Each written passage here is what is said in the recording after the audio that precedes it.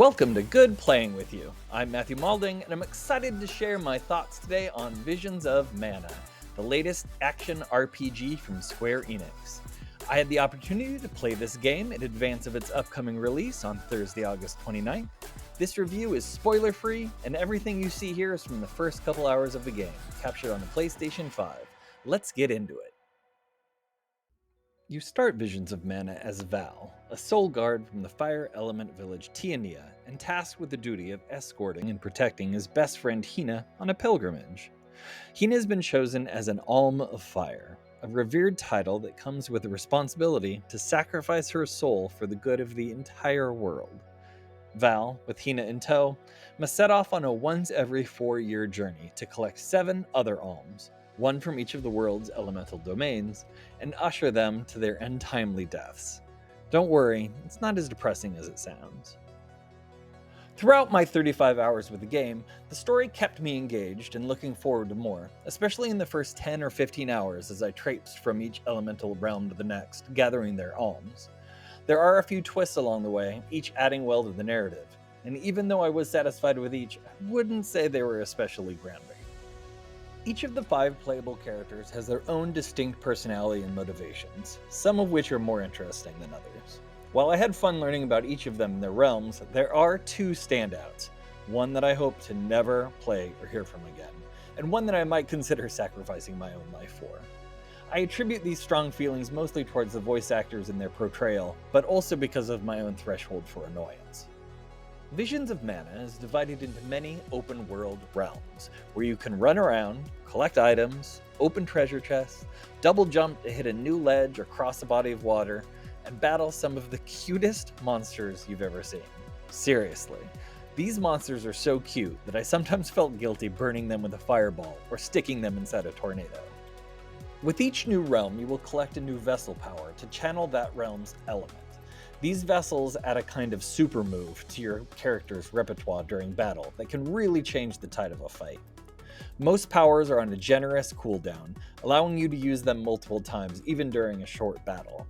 They all add a great strategic layer to both combat and exploration, as throughout the story, these vessels also aid you in the environment by conjuring various traversal effects like water bubbles or fire-powered rockets.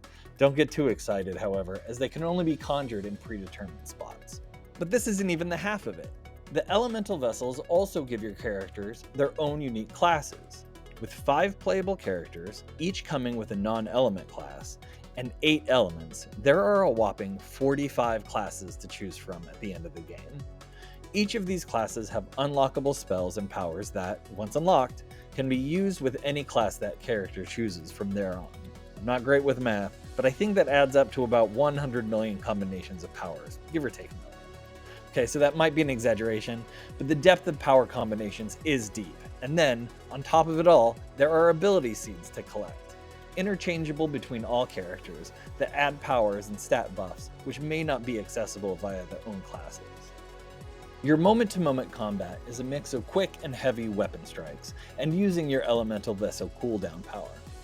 While you are only able to control one character at a time, the game pause selection allows you to order companions to use one of their own powers and press of a couple buttons.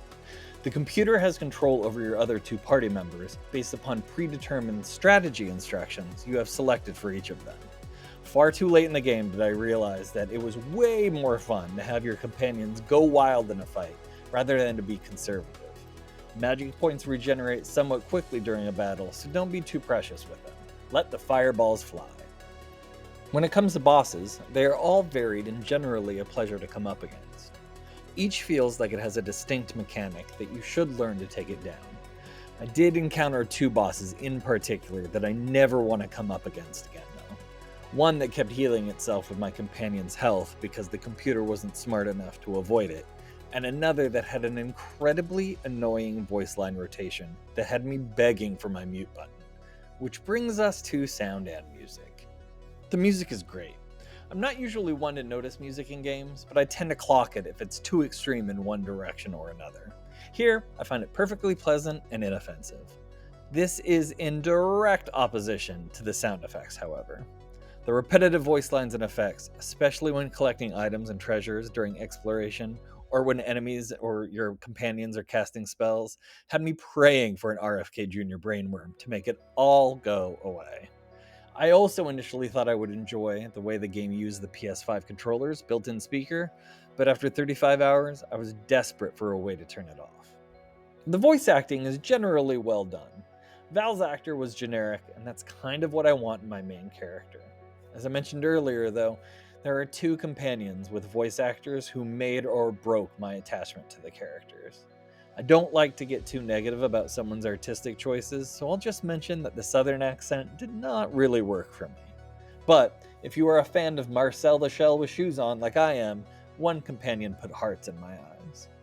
There's lots of banner within your party as you adventure around, reminding me a lot of a PG Baldur's Gate 3.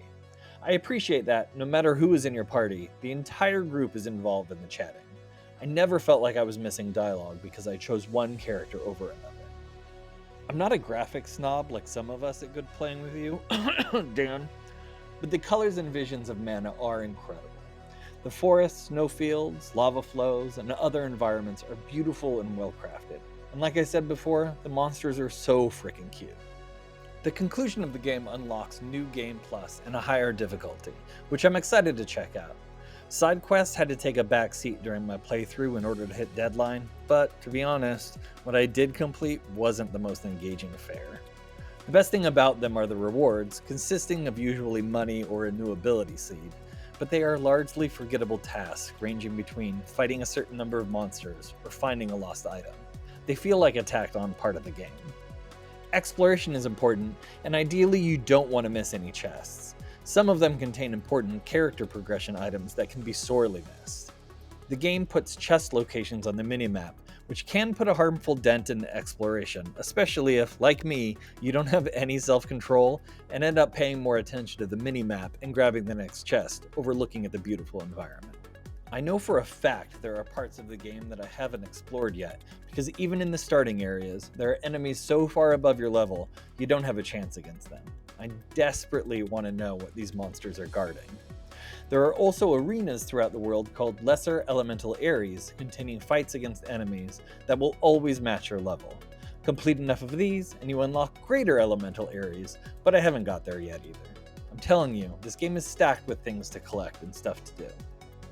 The worst thing I can say about Visions of Mana is that it is time well spent, and that's high praise in my book.